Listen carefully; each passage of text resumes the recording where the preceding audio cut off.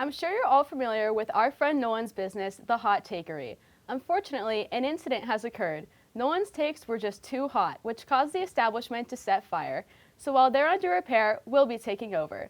Good evening and welcome to the Lukewarm Lunchery. I'm Anna LiCastro alongside Anthony Desher and Adrianna Gallucci, and we're here to cook up some NHL takes that aren't too hot or too cold, they're just right.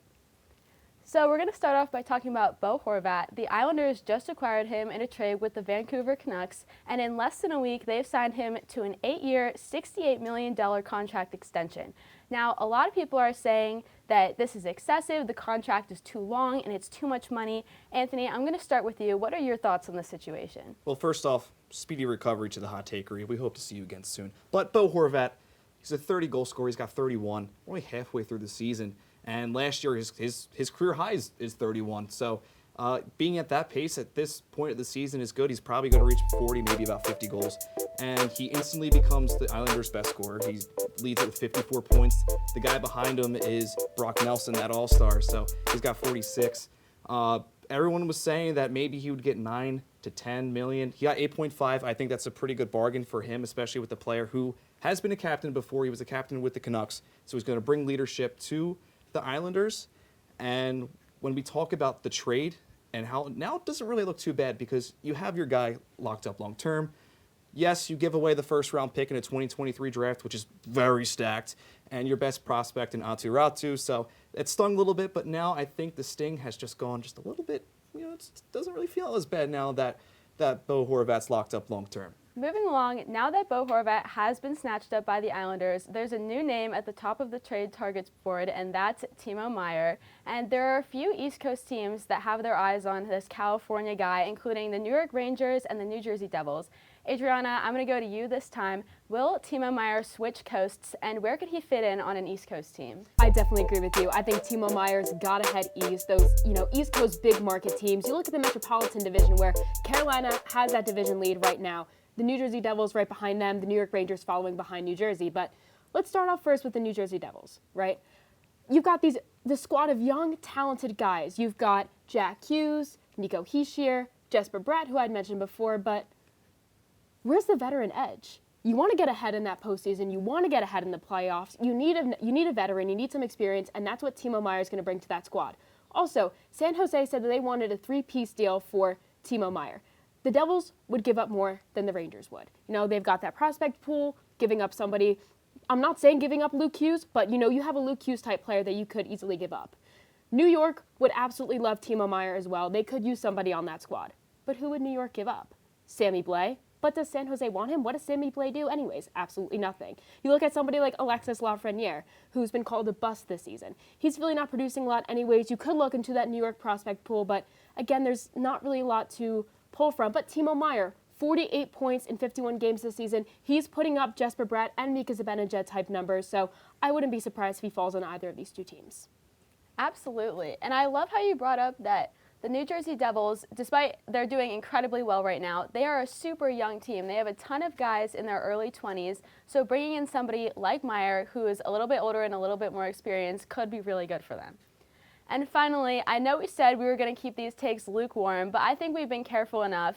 It's time to start a little drama in the kitchen. What are your guys' NHL hot takes? Well, I'm a very inexperienced chef, and I tend to make mistakes, and I might have accidentally set the entire kitchen on fire.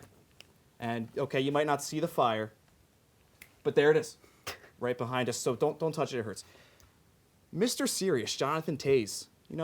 He's there. He's available for the trade. He makes $10.5 million, but Chicago has a ton of cap space ready to, retain. So you see him going to Winnipeg, his hometown team. He grew up there, and they could always use another veteran guy. You can put him anywhere. He's great too. He's a great two-way offensive guy. He brings that captaincy. He's highly decorated, multiple cups, a gold medal. He does it basically all, and Jonathan Toews is just a guy that a lot of people respect, and you get him into that locker room and you get him into a team like Winnipeg, who's already seeing success. I think he can really, really help the Jets take off and, just get that extra little oomph for the playoffs. You know what, Anthony? Your recipe inspired me to cook up something with the Chicago Blackhawks as well. Patrick Kane. We're talking about, Bo Horvat. We're talking about Timo Meier. Patrick Kane, he could have a homecoming back in Buffalo. Buffalo's got the largest cap space out of all the NHL teams, and, you know, they're vying on that edge of a wild card spot, whereas Chicago, they're dead last in their division. That's not where Patrick Kane deserves to be playing. You know, Patrick Kane isn't having his best year, you know, with Chicago, but, you know, in an environment like Buffalo, where you have guys like Rasmus Dahlin, Tage Thompson, who Dahlin was voted in to the All-Star game to replace Tage Thompson, you know, you've got guys like that. That's a good environment for Kane to be playing in, and, you know, you got this talented player. Just get him off Chicago. Well, those were both very creative recipes, and I'm sure they've got some of our studio crew talking by now. And if you'll allow me, I have a hot take of my own for the night, and it's that the Pittsburgh Penguins don't need to freak out and sign a new veteran goalie just because Jari is injury prone. Hear me out. Sid, Malkin, and Letang are also extremely injury prone, and they're still three of the best players in the NHL. Calm down, take a moment, keep the Jari-DeSmith combo for the moment, let Jari recover, and let DeSmith get his confidence back on the team that he's already on, because he's proven that he's capable of being an excellent goaltender. However, he needs to get more consistent. Well, now that we've burned down the kitchen, thank you for tuning in to this week's edition of the Lukewarm Lunchery. For Anthony Desher and Adrianna Gallucci, I'm Anna LiCastro. Have a great night. Hey everybody, thank you for tuning into this edition of Penn State Sports Night. We hope you liked that segment. And we're sure there's other Penn State Sports Night segments that you are going to love as well.